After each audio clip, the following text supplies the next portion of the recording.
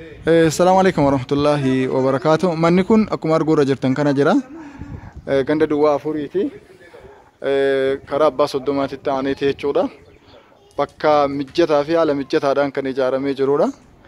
Mashaallah tabaarakallah. Kaaree meetira abbooga jigeeti kan tunu jesse. Kaaree meetira 220 irra jira. Kun akkuma argitan kanaan gadi ba'aa jechuudha. Kun manattiin xiqqoon tun illee irruma jirti.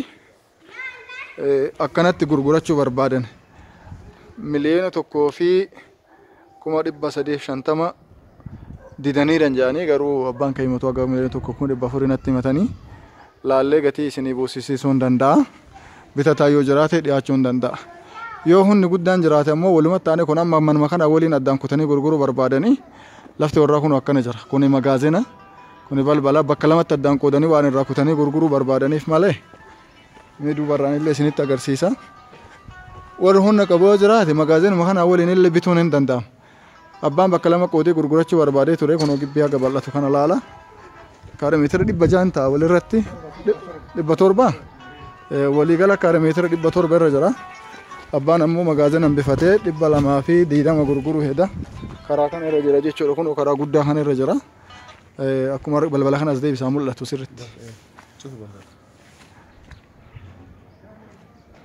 Kunoo waan hundaa xumuranii akkanatti jira jechuudha. Magaazinni kunis bolokkeettaan kakaafamee gara keessaatiin qorqoorroo argitan sun asiin bolokkeettumaan jira jechuudha.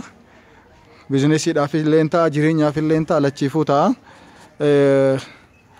Magaazina walitti meeqa akka ta'e yeroo poost isinii godhu isinii barreessa bilbilaan na gaafadha.